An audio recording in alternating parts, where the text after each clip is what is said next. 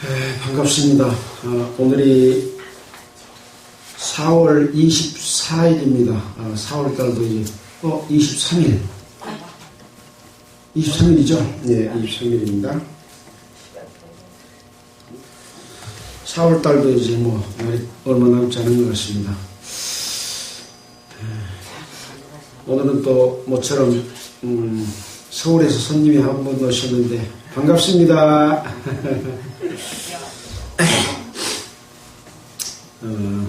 우리는 매주 이렇게 성경을 통해서 공부를 하고 하나님의 뜻대로 살기를 원하는 마음을 갖고 이렇게 모입니다. 세상에는 많은 종교 종파들이 있고 다들 하나님께 예배드린다고 이렇게 하는데요. 정말 하나님의 뜻을 올바로 이해하고 하나님께 드리는 예배가 무엇인지, 또 어떻게 하는 것이 하나님의 뜻이 합당한 것인지, 또 어떤 것은 잘못된 것인지, 이런 것들을 알고 하나님을 믿는, 예수 그리스도를 믿는 그런 삶이 돼야 된다, 그런 생각이 들었습니다. 우리는 이제 구약성경 창세기에서부터 시작해서 사무엘상까지 왔습니다. 오늘은 이제 14장을 할 차례인데요. 지금까지 우리가 배웠던 내용을 살펴보면 하나님께서 우주 만물을 창조하심으로부터 인류의 역사가 시작됐고, 그 인류의 역사는 에덴 동산에서부터 시작이 됐습니다. 하나님이 만물을 창조하시고 사람을 에덴 동산에 두신 것은 이 우주 만물, 하나님과 사람과 관계 속에서 이 세상에서는 사람이 주인공이죠. 그래서 하나님은 사람과 동일한 그런 형상으로 창조됐다고 성경에 기록되어 있고, 그래서 하나님과 사람은 서로 통하고 교제하고 사랑을 나누고 이런 대상으로 창조를 했는데, 먼저 천사들을 창조했는데 이 천사들도 자유의지가 있는 영적 존재인데 하나님을 배신하고 도전하는 그런 일로 말미암아 천사가 쫓겨나서 공중권세 자본자가 됐습니다. 이게 바로 이제 사탄이고 마귀라고 하는데, 이 마귀는 늘 하나님의 뜻을 대적하고 하나님의 사랑에 짜린 인간을 하나님과 사랑하지 못하도록 자기가 뺏어가려고 합니다. 이 마귀는 이런 어떤 것이 하나님의 뜻을 배신하고 자기를 따르는 것인지를 잘 알고 있는 거죠. 그래서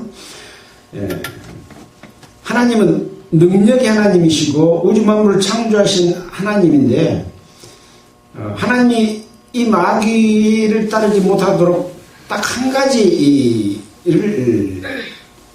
주의사항을 준 거죠. 사람은 선택권을 가지고 있습니다.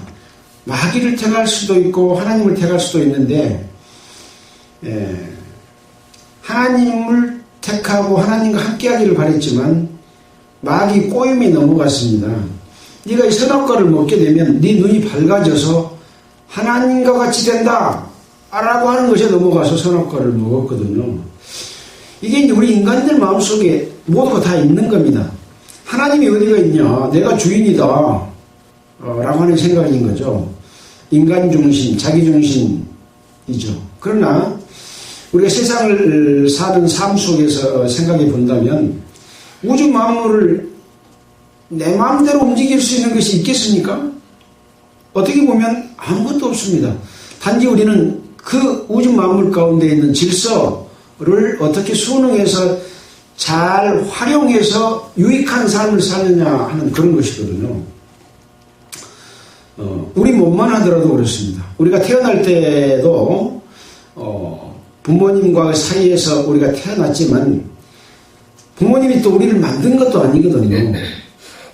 남자라고 태어나고 싶으면 남자로 태어나게 만들고, 여자로 태어나고 싶으면 여자로 태어나게 만드는 이런 능력도 부모님이 정한 게 아니고 다 하나님의 섭리 속에서 창조된 사람이라고 하는 걸 볼 때 내 자신도 어떻게 보면 하나님의 질서 속에 있는 한 영적인 존재인 거죠. 내가 할 수 있는 것은 없는 거예요. 그래서 우리는 진리를 알고 진리에 순응하는 것이 가장 가치 있는 삶이고 우주 만물을 창조하신 하나님과 함께 할 수 있는 길이다라는 것들을 우리는 그동안 배워왔습니다. 이 타락한 인간을 다시 하나님과의 관계로 회복시키는 것이 이 인류의 역사하고 성경 전체의 주제고 핵심입니다. 그럼 우리는 이 성경 가운데서 어떻게 우리가 하나님께 합당하게 하나님의 뜻에 맞는 하나님의 사랑의 대상이 되고 하나님이 그 영광과 능력을 우리가 입고 살 수 있느냐 하는 것을 배우는 것이죠. 그래서 그 구원의 길로서 이스라엘을 선택하고 이스라엘을 통해서 하나님의 생각과 능력을 보여주고 어떤 것이 하나님을 섬기는 길이고 어떤 것은 하나님을 섬기지 않고 마귀를 섬기는 길이다 하는 것들을 늘 일깨워 주십니다. 지금 세상에는 많은 종교 종파가 있는데 과연 이 하나님의 뜻을 알고 따라야 되는 것이 하나님이 원하시는 그런 길인 거죠. 그래서 우리는 이 성경 속에서 그것을 찾아야 된다라고 하는 것을 계속해서 공부해 왔습니다. 하나님께서는 이스라엘 백성들을 애굽에서 구원해 내셨고 광야 40년을 거쳐서 가나안 땅에 들어가게 했지만 이스라엘 백성들은 늘 보이지 않는 하나님의 능력 행하심을 잊어버리고 눈에 보이는 것을 자꾸 세워서 그것을 따르고자 하는 그런 행동을 했습니다. 사람들도 마찬가지입니다. 눈에 보여야만이 어떤 사람이 해야만이 그것을 따르게 되고 보이지 않는 하나님이 하신 것은 잊어버린다는 거죠. 그래서 우리는 보이지 않는 하나님의 그 역사하심과 그 능력을 깨닫고 그것을 따라서 믿고 그 길로 가는 길을 우리는 배우고자 합니다. 자, 오늘은 이제 14장을 할 텐데요. 13장에서는 사울이 블레셋과 싸우는 그런 상황이 벌어졌습니다. 이 블레셋과 그 싸우는 이 싸움에서는 이 사울은 3,000명의 그 싸울 수 있는 사람만을 택했습니다. 그래서 2,000명은 자기와 함께 하고 1,000명은 요나단과 함께 했는데 블레셋 사람들은 병거만 해서도 3만 개의 병거가 있고 그 마병만 해서도 600명, 또 백성은 해변에 모래같이 많은 이 블레셋과 사울이 싸워야 되는 그런 상황인데 사무엘이 이제 이 사울에게 내가 가서 하나님께 제사 드리고 어떻게 싸우라고 할 때까지 기다려라 그렇게 말을 했거든요.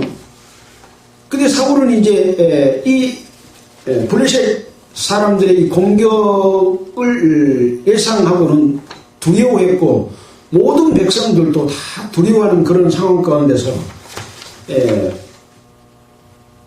기다려서 대제사장인 사무엘의 말을 듣지 않고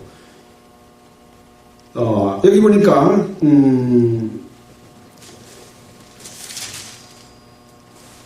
사울이 가로되 번제와 화목제를 이루고 가져오라 하여 번제를 드린 거죠.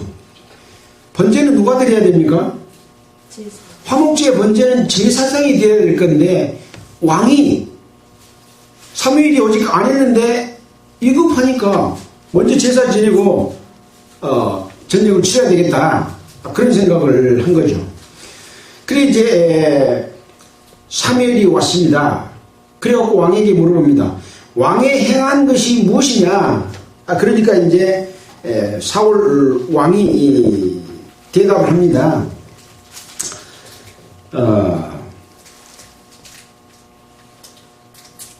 백성은 나에게서 흩어지고 당신은 정한 날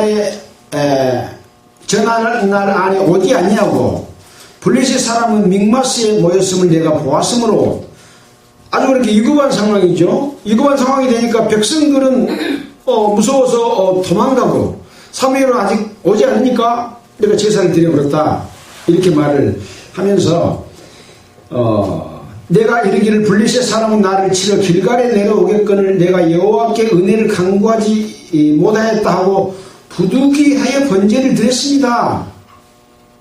이렇게 말을 한 거죠. 그러니까 이 상황에서 보면 부득이하게 드릴 만도 하잖아요. 그러나 이게 얼마나 큰 잘못인지를 사무엘은 사울에게 일러주고 있습니다.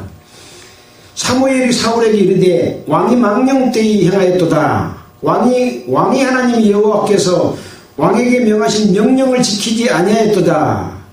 그렇게 했다면 여호와께서 이스라엘 위에 왕의 나라를 영영히 세우셨을 것이지만 네가 통치하는 이 왕의 기간이 길지 못할 것이다 라고 말하면서 여호와께서 그 마음에 맞는 사람을 구하여 그 백성의 지도자를 삼으셨느니라 이렇게 말을 하고 이제 이 사울왕 다음에 왕이 세워질 것을 미리 이렇게 말을 해주고 있습니다. 얼마나 큰 잘못입니까? 세웠던 왕을 폐하고 다른 왕을 세우는 죄를 지어버린 것이 바로 자기가 드려야 되지 않을 제사를 지낸 것 때문에 이런 일이 벌어진 거죠.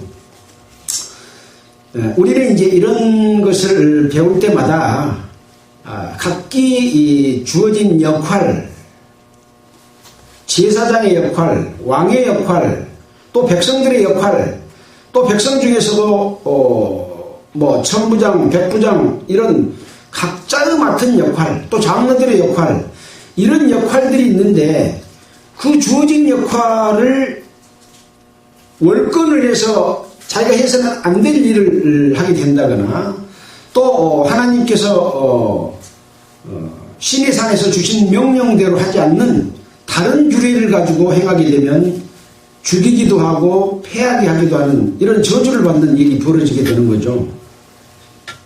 자, 이런 잘못을 저질렀고 아까 말씀드린 대로 이제 블레셋과의 그 대치 상황에 있습니다.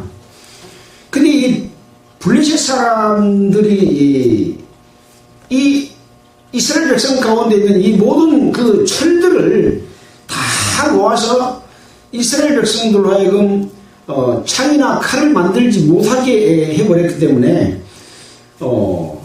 이스라엘의 온 땅에 철공이 없어졌으니 이는 블레셋 사람이 말하기를 히브리 사람이 칼이나 창을 만들까 두렵다 하였습니다. 창과 칼을 만들지 못하면 뭘로 전쟁을 하겠습니까? 근데 이제 단지 싸우는 날에 사울과 요나단과 함께한 백성의 손에는 칼이나 창이 없고 오직 사울과 그 아들 요나단에게만 창과 칼이 있었다 그랬습니다. 블레셋 사람의 부대가 나와서 믹마스 어귀에 이르렀더라. 자기들이 진에서 이제 공격 태세를 갖추고 있는 이런 상황입니다. 자, 이런 상황에서 이제 오늘 14장이 시작되는 거죠.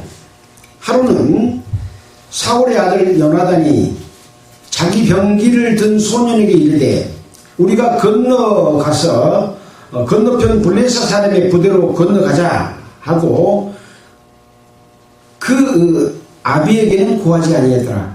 아버지 사울한테는 우리가 블레셋으로 둘이 들어가겠습니다 하고 알리지 않았습니다. 사울이 기브와 변경 미그론에 있는 성류 아래 머물렀고 함께한 백성 600명 가량이며 아히야는 에봇을 입고 거기 있었으니 그는 이가봇의 형제 아이두의 아들이요 비느하스의 손자요 실로에서 여호와의 제사장이 되었던 엘리의 증손이었더라. 그러니까 아히야는 누굽니까? 이제 사울 밑에서 제사장의 역할을 하고 있는 그런 사람이라고 볼 수 있겠죠. 엘리가 제사장이었지 않습니까?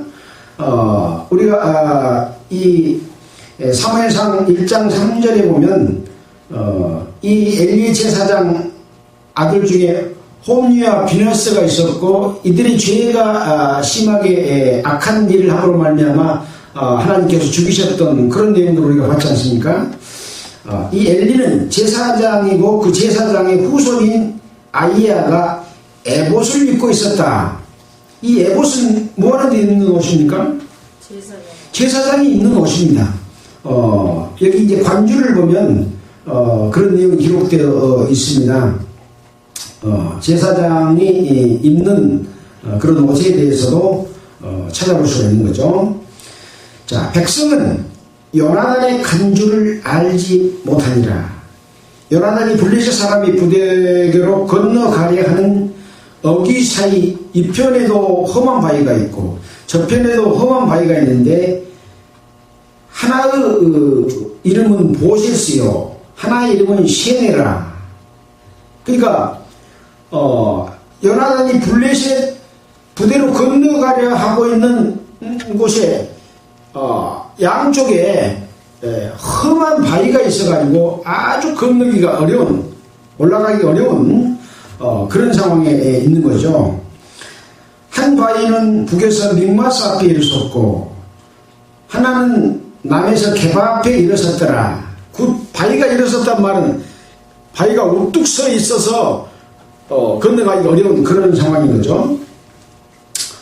요나단이 자기 병기를 든 소년에게 이르되 우리가 이 헬리없는 자들이 부대로 건너가자. 여호와께서 우리를 위하여 일하실까 하노라. 여호와의 권은 사람의 많고 적음에 달리지 아니하느니라.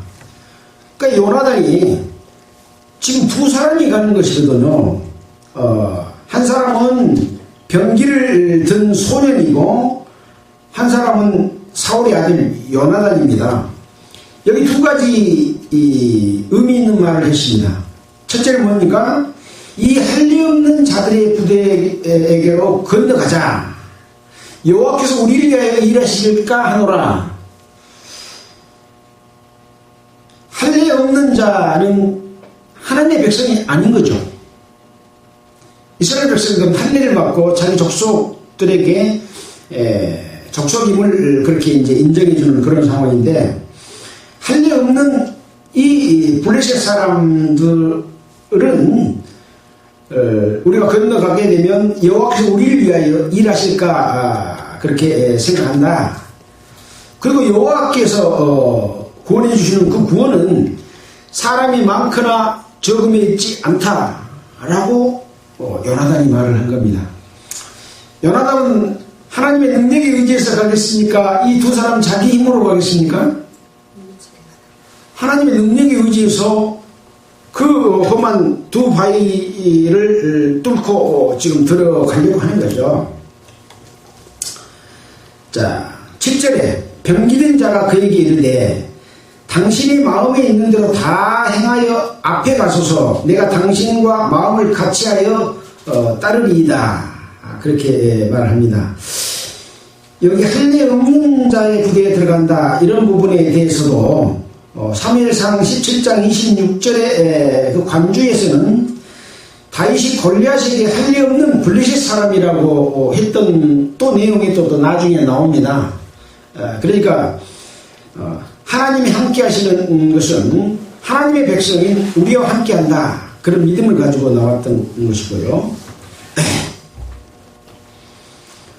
그래서 이제 병기된 자가 요나단을 따르겠다라고 이렇게 함께 결의를 가지고 했습니다. 8절에 요나단이 가로되 보라, 우리가 그 사람에게로 건너가서 그들에게 보이리니 그들이 만일 이같이 우리에게 이르기를 우리가 너희에게로 가기를 기다리라 하면 우리는 우리의 곳에 가만히 서서 그들에게로 올라가지 말 것이로. 지금 요나단의 어떻게 보면 지금 전쟁을 치르는 전략입니다. 두 사람이 가가지고 어렵게 올라가서 그 사람들에게 보이는 것이 우리가 이렇게 서자. 그래갖고 우리가 너에게로 가기를 기다리려 하면 우리는 우리 곳에 가만히 있어서 그들에게로 올라가지 말 것이요. 둘이 올라가면 우리가 지금 싸우러 가는 꼴이 되잖아요. 근데 그들이 올라오겠다 하면 우리는 가만히 서 있다는 거죠. 근데 그들이 만일 말하기를 우리에게로 올라오라 하면 우리가 올라갈 것은 여호와께서 그들을 우리 손에 붙이셨으니 이것이 우리에게 표징이 되리라 이렇게 말을 합니다. 요나단 이 군대가 올라오라 하고 말하면 무슨 표징이라고요? 하나님께서 여호와께서 그들을 우리 손에 붙였다는 그것이 표징이다 라고 하는 것이죠. 그러니까 오로지 요나단은 두 사람이서 가서 하나님께서 싸워주실 것을 기다리면서 전략을 세웠습니다. 자기들이 올라오겠다고 하면 가만히 있고 올라오라고 하면 그것이 여호와께서 우리를 위해서 싸워주실 표징이다. 이런 전략인 거죠. 마찬가지입니다. 우리가 교회에서 신앙생활을 하는 것은 우리가 마귀의 대적을 물리치기 위해서 싸우러 가는 것이 아니고 가만히 기다리게 되면 여호와께서 우리를 위해서 싸워주시는 거죠. 자기가 가서 싸우는 게 아니라는 겁니다. 그런 것을 우리가 생각해 볼 수 있는 거죠. 자, 11절에 둘이 다 블레셋 사람의 부대에게 보임에 이제 두 사람이 블레셋 사람의 진영에서 보일 수 있는 곳에서 이 두 사람이 드러내 보였습니다. 그러니까 뭐라고 말하냐면 보라 히브리 사람이 그 숨었던 구멍에서 나온다 하고 그 부대 사람들이 요단과 그 병기든 자를 대해 가로되 우리에게로 올라오라 너희에게 한 일을 보이리라 한지라. 그러니까 올라오라 라고 말을 한 겁니다. 그래서 요나단이 자기 병기된 자에게 이르되 나를 따라 올라오라 여호와께서 그들을 이스라엘 손에 붙이셨느니라. 요나단은 올라오라고 하는 것은 하나님께 우리하고 함께할 표징이고 올라오라고 했으니 우리 올라가자 여호와께서 그들을 이스라엘 손에 붙였다 이렇게 말을 하고 이제 요나단이 손발로 붙잡고 올라갔고 그 병기된 자도 따랐더라. 블레셋 사람들이 요나단 앞에 엎드러짐에 병기된 자가 따라가 죽였으니 이 전쟁 상황이 지금 아주 험한 곳에서 이루어지고 있는 상황인데 이 병기된 한 사람이 그 사람들을 지금 계속 죽일 수 있는 그런 상황이 보이잖아요. 요나단과 그 병기된 자가 반일경 지단 안에 처음으로 도륙한 자가 20인가량 한 20명가량을 죽였다 이렇게 기록해 놓고 있습니다. 들이 있는 진과 모든 백성 중에 떨림이 일어났고 부대와 노략군들도 떨었으며 땅도 진동하였으니 이는 큰 떨림이었더라. 이렇게 싸우는데 큰 떨림이 있었다. 들이 있는 진 모든 백성 중에 떨림이 일어났고 부대와 노략군, 여기서 노략군은 어떤 노략군이겠습니까? 거기 비읍해가지고 사무엘상 13장 17절 그렇게 해놨습니다. 13장 17절에 이런 내용이 기록되어 있습니다. 16절부터 보면 사울과 그 아는 요나단과 그들과 함께한 백성은 베냐민 게바에 있고 블레셋 사람은 믹마스에 진쳤더니 노략군들이 3대로 블레셋 사람의 집에서 나와서 한 대는 오브라 길로 말미암아 수알 땅에 이르렀고 한 대는 베로론 길로 향하였고 한 대는 광야를 향한 스보임 골짜기가 내려가 보이는 지형길로 향하였더라. 그러니까 블레셋 사람들은 믹마스에 진쳤고 노략군들이 3대의 진으로 나누어서 지금 공격이 들어오는 그런 대형인 거죠. 자, 근데 그 부대와 노략군들도 떨었으며 땅도 진동하였으니 이는 큰 떨림이었더라. 여기 큰 떨림 앞에 일자를 써놨습니다. 하나님이 떨리게 하셨음이었더라. 그러고 밑에 기록해놨지 않습니까? 요나단과 이 병기를 든 두 사람이 가서 20명을 죽였고 이 모든 진들 노략군들도 떨리게 하는 큰 진동을 하나님께서 이렇게 임하게 했습니다. 자, 16절에 보니까 베냐민 기브아에 있는 사울의 파수꾼이 바라본 즉 허다한 블레셋 사람이 무너져 이리저리 흩어지더라. 이 두 사람이 가가지고 20명을 죽이고 진이 흔들리니까 이 블레셋 군대들이 우왕좌왕하고 막 흔들리는 모습들을 사울과 함께하고 있는 600명의 이 군대들이 그걸 보고 멀리서 보고 있는 거죠. 무너져 이리저리 흩어지더라. 사울이 자기 함께한 백성에게 이르되 우리에게서 누가 나갔는지 점거하여 보라. 점거는 뭡니까? 이 군대에 가면 아침 저녁으로 점호를 합니다. 사람이 누가 있는지 없는지 탈영병은 없는지 또 아픈 사람 없는지 이렇게 숫자 파악하는 게 점호거든요. 바로 이 점거는 그런 겁니다. 지금 그 블레셋 사람의 진영에서 저런 일이 벌어지고 있는데 우리 중에 누가 가서 혹시 그랬을지 모르니까 누가 없는지 한번 찾아봐라 그런 거죠. 하고 점거한 즉 요나단과 그의 병기든 자가 없어졌더라. 사울이 아이야에게 이르되, 아이야는 누구라 했습니까? 에봇을 입고 거기 서 있는 제사장인 거죠. 하나님의 괴를 이리로 가져오라 하니 그때 하나님의 괴가 이스라엘 조상과 함께 있습니다. 하나님의 괴가 함께 있고 아이야가 제사장이 그것을 관리하고 있는 그런 상황인 거죠. 하나님의 괴가 있으면 항상 복을 받습니까? 하나님이 함께하면 항상 복을 받습니까? 죄가 있으면 벌을 받고요. 하나님의 뜻에 합당하면 하나님이 도우심을 받는 게 하나님이 함께하고 있는 법궤입니다. 언약궤입니다. 마찬가지입니다. 교회 안에 있다고 복을 받는 게 아니고 하나님의 뜻에 합당하면 복을 받고 오히려 교회 안에 하나님이 함께 하시는 곳에 죄를 지면 벌을 받습니다.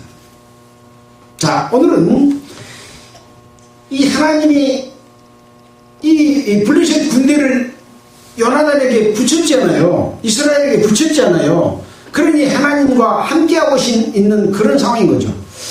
자, 그래서 사울이 제사장에게 말할 때 블레셋 사람의 진에 소동이 점점 더한지라. 사울이 제사장에게 이르되 네 손을 거두라 하고 사울과 그와 함께 모든 백성이 모여 전장에 가서 본즉 블레셋 사람이 각각 칼로 그 동무들을 침으로 크게 혼란하였더라. 막 땅이 진동하고 우왕좌왕 해가지고 적군을 쳐야 될 텐데 자기들끼리 싸워가지고 서로 죽이는 그런 상황이 벌어지고 있는 거죠. 그러니까 어떻게 됐습니까? 하나님께서 그들을 요나단을 통해서 역사하면서 땅을 진동하게 해서 그들이 정신없이 혼잡하게 만들어가지고 분별할 수 없도록 그렇게 해버린 거죠. 전에 블레셋 사람과 함께 하던 히브리 사람이 사방에서 블레셋 사람이 함께 와서 진에 들어왔더니 그들이 돌이켜 이 히브리 사람들이 블레셋 사람과 함께 왔다가 그러니까 힘이 없어서 블레셋에 말하자면 종속되어 있다가 돌이켜서 나와서 사울과 요나단과 함께한 이스라엘 사람과 합하였고 힘이 없다고 무서워가지고 블레셋이 무서워서 그 사람 편에 서 있다가 이런 상황을 보니까 하나님께서 함께 싸워주시고 이스라엘이 지금 몇 사람 안 되는 군대 가지고 이기고 있는 것을 보고 그 블레셋에서 나와서 이스라엘 군사들과 함께하고 있는 거죠. 이스라엘 사람과 합하였고 에브라임 산지에 숨어있던 이스라엘의 모든 사람도 지금 블레셋 군대가 하도 크니까 많고 마병도 많고 또 이러다 보니까 무서워서 이스라엘 백성들이 도망가고 사울은 또 아까 그랬잖아요. 사무엘이 빨리 오지도 않고 이런 이 상황에서 제사를 드리는 그런 상황이니까 얼마나 이스라엘 사람들은 지금 두려워 떨었겠습니까? 그 떨었고 도망갔던 이 이스라엘의 모든 사람도 블레셋 사람의 도망함을 듣고 싸우러 나와서 그들을 추격해요. 이제 도망갔던 사람이 함께해서 추격해서 블레셋 사람을 죽이려고 힘을 합친 거죠. 여호와께서 그날에 이스라엘을 구원하심으로 전쟁이 베다원을 지나니라. 자, 오늘의 이 전쟁 상황을 한번 살펴보면은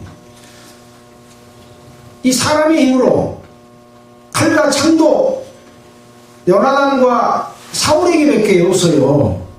근데 저쪽에 수많은 병력 칼과 창으로 무장한 그들과 싸워서 이길 수가 있겠습니까? 그러나 요나단이 먼저 블레셋으로 향했고 하나님의 도우심을 바라는 전략, 도와주실 것을 믿는 전략으로 나아갔을 때 이 요나단과 함께한 병기든 자가 20명을 죽이고 땅에 진동이 일어나서 자기들끼리 죽이게 되는 상황 가운데서 이제 이스라엘의 이 백성들 또 히브리 사람들이 모여서 블레셋을 추격하고 죽임으로 말미암아 승리하게 됐는데 누가 싸워줬다고 되어 있습니까? 23절에 누가 싸워줬습니까? 한번 같이 읽어볼까요? 여호와께서 그날에 이스라엘을 구원하심으로 전쟁이 베다원을 지나니라. 싸워주신 것은요 여호와께서 싸워주셨다 그 말입니다. 지금 세상은 기독교가 마귀의 소굴로 변했습니다. 하나님의 뜻을 벗어나서 종교 지도자들이 존중받고 대접받고 통치하고 다스리고 외형과 형식으로 통치하는 이런 잘못되고 있는 이 상황 가운데서 하나님의 뜻을 아는 사람들이 그들을 대적해서 싸울 때도 하나님께서 싸워주시면 그들을 승리할 수 있는 거죠. 그 길이 바로 하나님이 원하시는 그러한 길인 거죠. 모든 싸움, 나라와 나라의 전쟁 가운데서도 하나님의 백성을 지켜주시는 그 싸움, 또 우리가 세상에 살고 있는 수많은 악한 세력들과의 대적에서도 하나님이 싸워주시지 내가 능력이 있어서 싸우는 게 아니다 라고 하는 것을 우리는 생각해 볼 수가 있습니다. 자, 이런 상황인데요 24절 이후를 보니까 사울의 맹세와 요나단의 실수라고 제목이 붙여 있어요. 한번 보겠습니다. 이날에 이스라엘 백성이 피곤하였으니 이는 왜 그랬냐? 사울이 백성에게 맹세시켜 경계하여 이르기를 저녁곧 내가 내 원수에게 보수하는 때까지 아무 식물이든지 먹는 사람은 저주를 받을지어다 하였습니다. 전쟁 상황이 벌어졌는데 오늘 이 저녁에 우리가 블레셋 사람에게 원수를 갚아서 전쟁에서 이기기 전까지는 아무것도 먹지 말아라. 그렇게 명령을 내려놨기 때문에 어쨌다고요? 그러므로 백성의 식물을 맛보지 못하였고, 앞에 보면 24절에 이 나라 이스라엘 백성이 피곤했다 그랬습니다. 피곤한 건 좋은 겁니까? 안 좋은 겁니까? 하나님이 명하시면 피곤한 것도 감당을 해야 됩니다. 근데 사울이 하나님께서 명하시지도 않았는데 누가 싸울 거예요? 하나님 싸우실 거지 않아요. 사울이 백성들을 한마음으로 딱 묶어서 너가 전쟁에서 이기기 전에는 먹지도 마라. 그렇게 해서 똘똘 뭉치게 해가지고 싸워서 이기려고 사울이 그렇게 함으로 말하면 백성은 피곤하게만 한 거죠. 그러니까 하나님의 역사 외에 다른 것을 내가 구상해서 더 잘 싸우게 하려고 할 필요가 있어요, 없어요? 없습니다. 100% 하나님만 믿어야 되는 거예요. 이렇게 하면 더 잘 싸울 수 있을 것이다. 싸워서 이기기 전에는 묵지도 마라. 왜 그래요? 왜? 먹고 하나님이 먹지 마라 말 안 했잖아요. 그런데 먹지도 말라고 한 거죠. 그래서 백성이 피곤했다. 그렇게 기록을 하고 있습니다. 그래서 그들이 다 숲에 들어간 즉 땅에 꿀이 있더라. 땅속에 꿀, 또 바위에 꿀, 막 이런 꿀들이 있잖아요. 꿀이 있더라.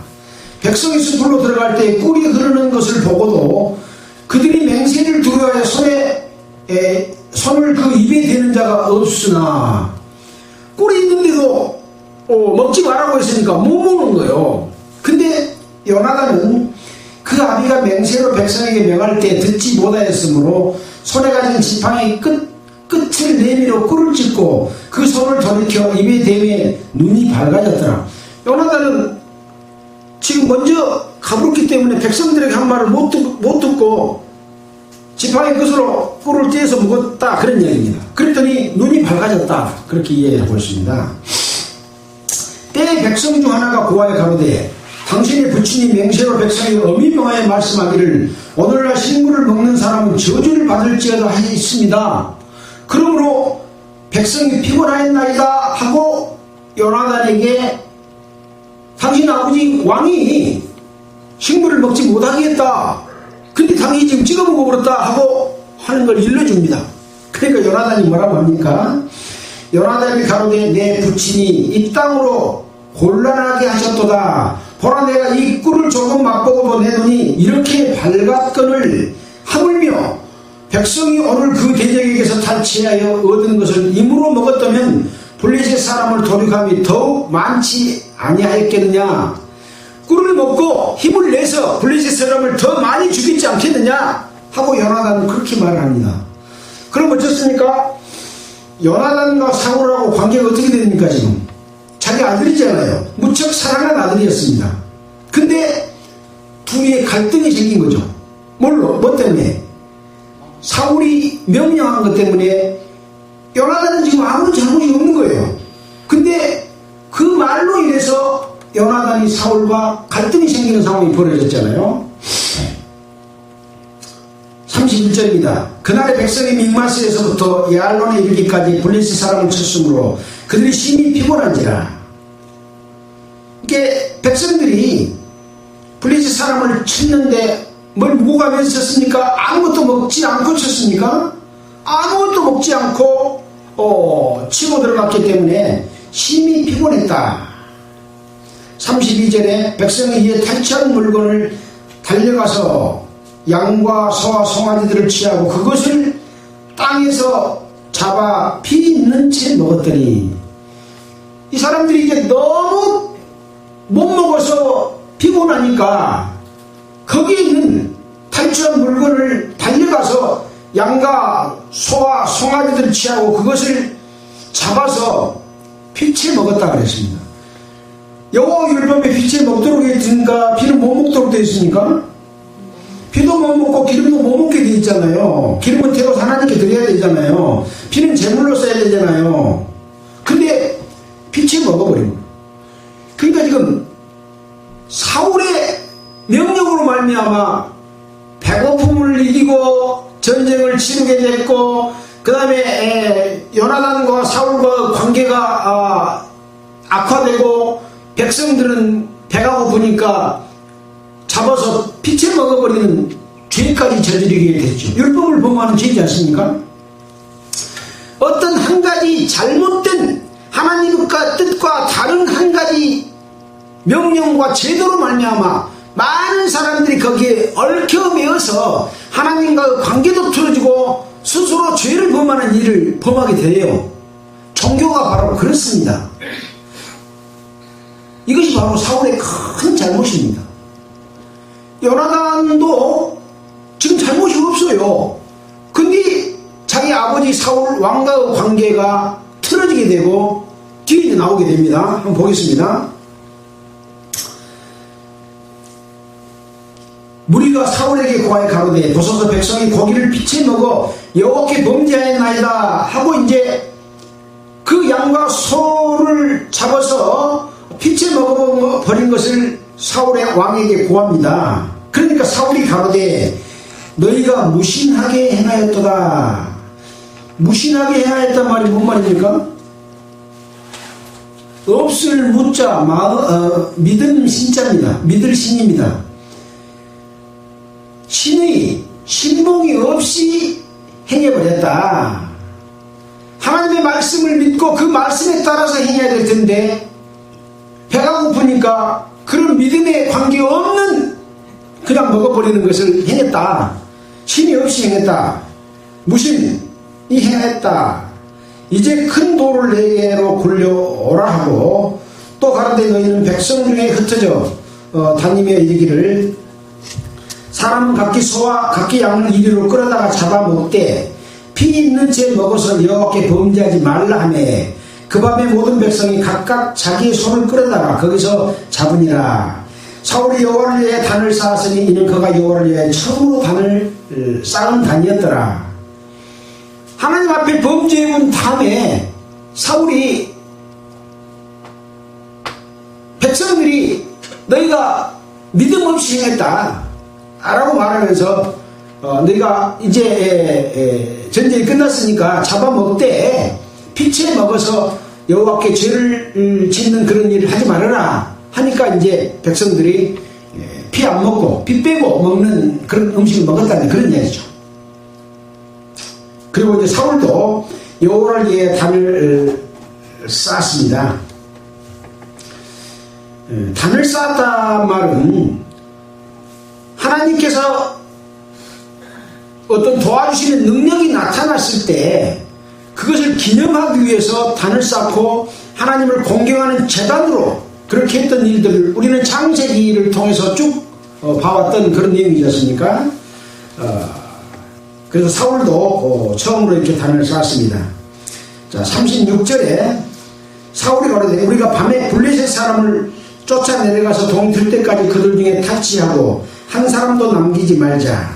우리가 가로되 왕의 소견에 좋은 대로 하소서 할 때에 제사장이 가로되 이리 와서 하나님께로 나아가사이다 하며 사울이 하나님께 묻자오되 내가 블레셋 사람을 쫓아 내려가니까 주께서 그들을 이스라엘 손에 붙이시겠나이까. 이렇게 이제 남아있는 블레셋을 공격하러 갈 때에 하나님께 물어보면 하나님께서 대답을 해주셔야 되는데 대답을 안 해주시는 거예요.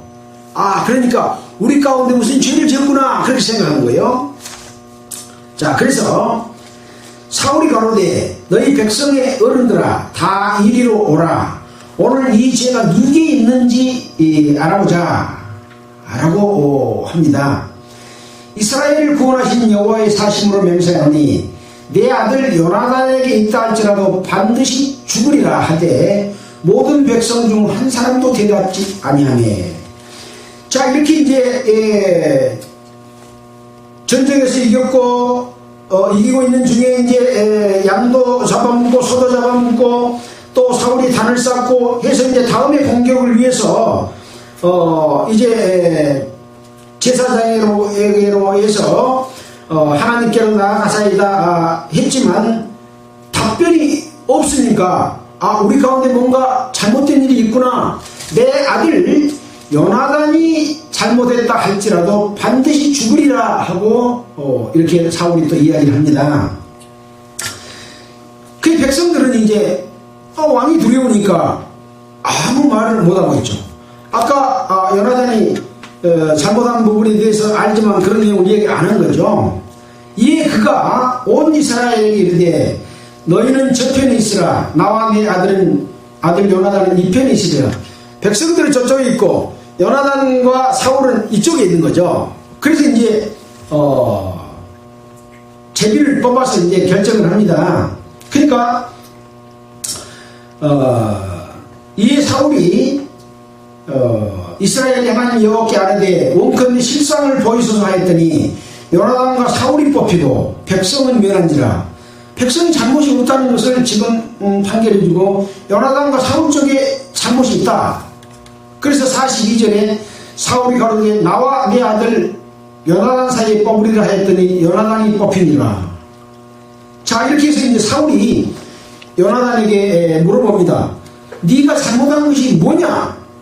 나에게 고해라. 그라고 말을 하니까 요나단이 고하여 가로되 내가 다만 내 손에 가진 지팡이 끝으로 꿀을 조금 못 봤을 뿐이오나 내가 죽을 수밖에 없나이다. 그러니까 왕의 명령을 거역한 것은 비록 그 앞에 듣지 못하였다고 할지라도 이것이 죽을 죄가 되는 거야. 사울이 가로되 요나단아 네가 반드시 죽으리라. 백성 앞에서 선포했기 때문에 사울은 왕으로서 그 말을 다시 주워 담을 수가 없는 거예요. 그러니까 하나님이 세우신 왕, 제사장 또는 목사, 장로, 집사, 성도들 누구든지 어떠한 말을 했든지 맹세하거나 하나님 앞과 백성 앞에 말을 했으면 그것이 틀린 말일지라도 반드시 지켜야 되는 그런 엄청난 엄한 그런 내용인 거죠. 우리가 예수님께서도 말씀하실 때 맹세하지 말라 그랬잖아요. 하늘로도 말라, 땅으로도 말라, 맹세하면 반드시 지켜라 그랬잖아요. 자, 그래서 사울도 요나단이 뽑혔지만 뭐라고 합니까? 반드시 죽으리라 그렇게 말을 합니다. 네가 반드시 죽으리라. 그렇지 않으면 하나님이 네게 벌을 내리시고 또 내리시기를 원한다. 죽지 않으면 하나님이 네한테 벌 내리기를 원한다. 백성이 사울에게 말하되 이스라엘이 이 큰 구원을 이룬 요나단이 죽겠나이까 결단코 그렇지 아니하니이다. 여호와의 사심으로 맹세하옵나니 그의 머리털 하나도 땅에 떨어지지 아니할 것은 그가 오늘 하나님과 동사하였음이니이다 하여 요나단을 구원하여 죽지 않게 하니라.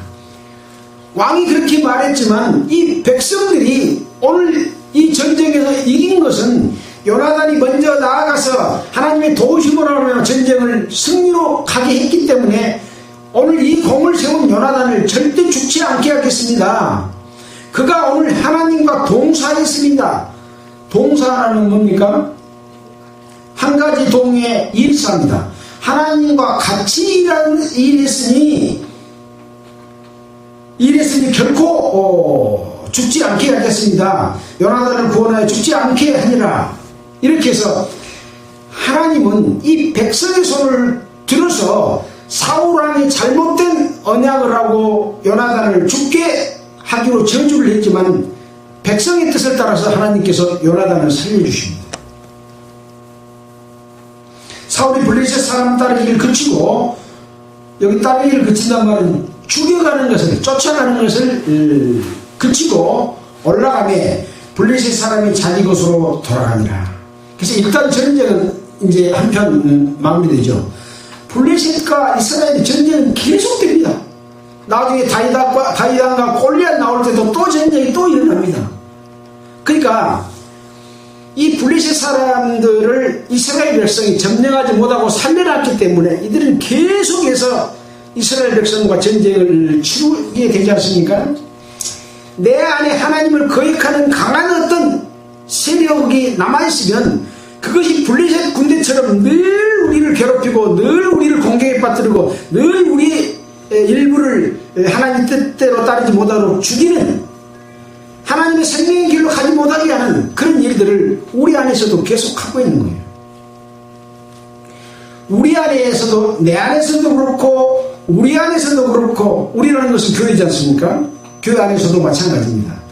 하나님의 뜻을 합당치 않는 어떤 제도와 규칙과 그 명령과 조직의 내용이라고 할지라도 그것이 늘 하나님의 뜻을 못 따르게 올무가 돼서 결국은 마귀에게로 끌고 가는 그런 일을 하고 있는 거예요. 지금 변질된 기독교 종교가 그런 역할을 하고 있습니다. 일단은 지금 휴전 상태가 되지 않습니까? 자, 47절부터 는 사울의 업적과 그 사울의 집안의 내력을 지금 기록해 놨습니다.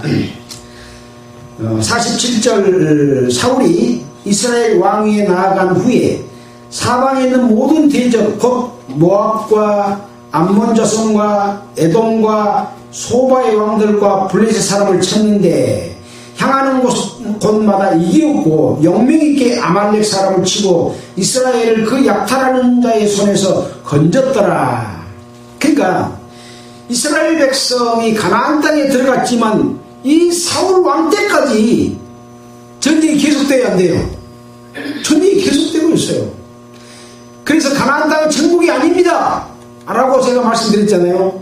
가나안 땅은 어떤 사람이 들어갈 곳인가? 가나안 땅은 하나님의 나라, 하나님의 성소를 의미합니다.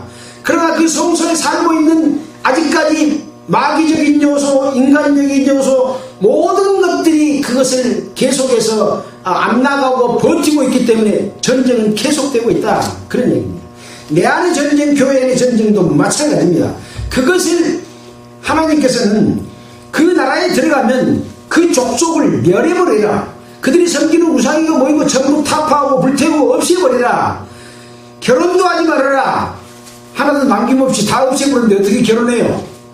그랬을 때만이 거룩한 이스라엘이 된다라고 하는 거죠. 근데 이스라엘이 거룩하게 됐습니까? 아직도 안 됐지 않아요. 교회가 거룩하게 됐습니까? 외형적인 종교 아직까지 안 되고 있습니다. 거룩한 주님의 몸된 교회가 완성되면 이제 하나님과 결혼할 거예요. 그 역사를 이루고 가고 계십니다. 가나안 땅에 지금 벌어지고 있는 전쟁과 지금 교회 가운데서 벌어지는 전쟁 같습니다. 그 역사가 지금 진행되고 있는 그런 과정인 거죠. 자, 그래서 47절, 48절은 사울 왕으로 세웠고 사울 왕이 어떤 잘못이 있음에도 불구하고 일단 하나님께서 함께 하시기 때문에 이스라엘 백성들을 승리하기 위해서 100% 물리친 게 아닙니다. 전쟁에서 이기게 하고 그런 공을 지금 여기다 기록을 해놨습니다. 그러나 사울이 잘못을 일하는 것은 나중에 처벌을 받을까요? 안 받을까요? 처벌을 받습니다.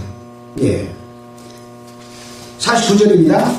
사울의 아들 요나단과 리시위와 말기수하여 두 딸의 이름은 메라비요 미갈이며 사울의 아내의 이름은 아히노아미니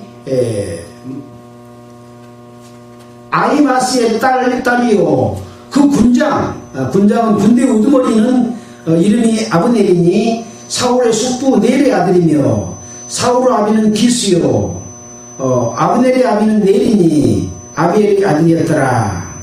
사울이 사는 날 동안에 블레셋 사람과 큰 싸움이 있었으므로 사울이 힘 있는 자나 용명 있는 자를 보면 그들을 불러 모았더라. 사울의 왕의 공을 포괄적으로 기록을 딱 해놨고 사울의 아들들과 부인과 또 그 군장들에 관한 내용도 기록해놨고 52절에 사울의 사는 날 동안에 블레셋과 싸움이 계속 있었다. 그렇게 이야기하고 있습니다. 하나님이 우리와 함께 하시고 우리 속에서 역사하신 하나님의 힘으로 내 안에 하나님을 거역하는 모든 요소들을 계속해서 싸우고 계신다라고 하는 것과 같지 않습니까? 그러므로 사울이 힘 있는 자나 용맹 있는 자를 보면 그들을 불러 모았더라. 그래서 사울은 지금 뭐 하려고 불러 모았을까요? 블레셋 쳐 부수려고 불러 모았잖아요. 이게 잘한 일일까요? 잘못한 일일까요? 하나님이 싸워주신 일인데 자기는 자기 생각으로 군대 많이 싸움 잘하는 사람 용사들 다 불러 모아갖고 전쟁에서 이기려고, 이렇게 하나님께서 도와주심을 보고도 하나님을 100%안 믿어.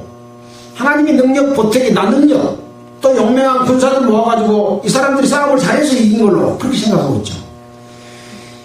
우리가 신앙생활 잘한다고 하는데 나의 능력, 우리 목사님의 능력, 우리 교단의 능력 갖고 신앙생활 잘하는 걸로 생각해요. 맞아요? 틀려요? 틀립니다.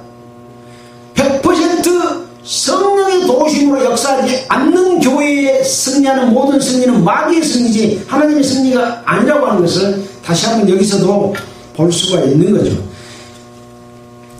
성경을 보고 깨달을 수 있는 눈은 오른쪽 눈이라 그랬지 않습니까? 영광의 눈. 블레셋 사람들이 화해를 요청해 오니까 오른 눈을 빼면 너희들과 화해해 주겠다, 약속해 주겠다. 오른 눈, 하나님의 그 영광을 볼 수 있는 눈, 하나님의 도우심을 볼 수 있는 눈은 빼버려라. 그러면 내가 너희들과 함께 같은 편 돼주겠다. 그런 거죠. 기독교 안에서도 마찬가지입니다. 하나님의 눈으로 볼 수 있는 성경의 깨달음은 깨닫지 마라. 그리고 우리가 가르치는 것만 따르면 한편이 되어주마. 쫓아내지도 아니하마. 네 잘한다고 해주마. 그렇다는 거죠. 자, 오늘은 또 사무엘상 14장, 좀 다른 장보다 좀 긴 내용을 통해서 어떻게 하나님이 함께 하시고 사울왕과 요나단이 블레셋 군대를 물리치고 전쟁을 했는가, 또 사울은 어떤 잘못을 저질렀고 이 사울로 인해서 얼마나 많은, 이렇게 하면 전쟁이 이길 거다라고 하는 자기 생각 가지고 백성들을 괴롭히고 하나님의 율법을 어기게 하고 아들과 관계를 악화시키고 저주를 내려서 자기 아들을 죽게 하려고 했고, 그러나 하나님은 백성의 올바른 뜻과 믿음을 보고 요나단을 다시 구원해서 이 사울의 업적이 이어가도록 하고 있는 그런 상황들을 살펴봅니다. 그러나 사울도 요나단도 영원하지 않습니다. 중간에 잘못돼서 그들도 나중에 또 벌을 받는 그런 상황이기 때문에 어떤 종교 정파의 지도자가 하나님의 뜻과 성령의 역사로서 일 잘한다고 끝까지 그 사람을 믿지 말라, 그런 거죠. 한때 복음을 잘 전했던 자가 자기 욕심과 자기 구상으로 잘못된 여러가지 일들을 벌이면서 세상에 지탄을 받고 욕을 얻어먹고 범죄를 일으키는 일들은 세상에 얼마든지 많습니다. 절대 사람을 보고 종교 정파를 보고 우리가 예수 그리스도를 믿고 하나님을 섬기는 일을 해서는 안 된다 하는 것들을 다시 한번 우리가 교훈 받을 수 있었다 하는 말씀을 드립니다. 마치겠습니다. 기도드리겠습니다. 하나님 아버지 감사합니다. 오직 성경 가운데 기록된 하나님의 뜻을 올바르게 이해하고 그 이해한 하나님의 뜻을 명심하고 살아갈 수 있는 저희들 되도록 도와주시옵소서. 마귀의 계획으로부터 늘 이기게 하여 주시옵소서. 주님이 용사되어 주시옵소서. 주의 영광에 끝까지 참여될 수 있는 저희들이 되도록 보호하여 주시옵소서. 이러한 복음을 널리 또는 우리 가까운 가족, 친척들에게도 전할 수 있도록 주님이 도와주시옵소서. 이 모든 말씀을 우리를 보내주신 예수님 이름으로 기도드렸습니다. 아멘. 찬송가는 273장 하겠습니다.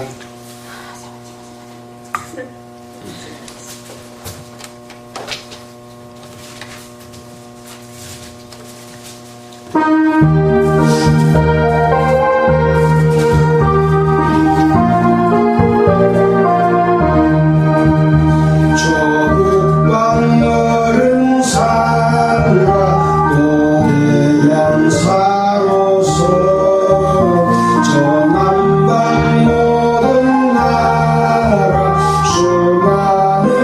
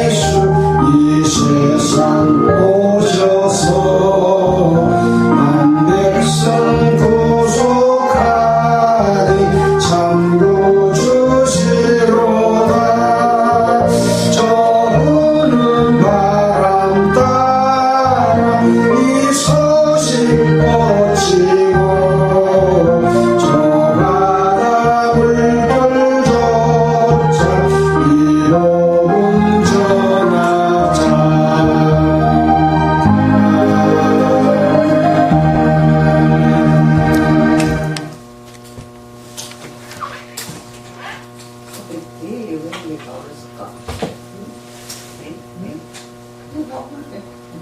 아까 그 간다고 안 왔죠. 쌀수가 뭐 잔치하고. 누가 아이.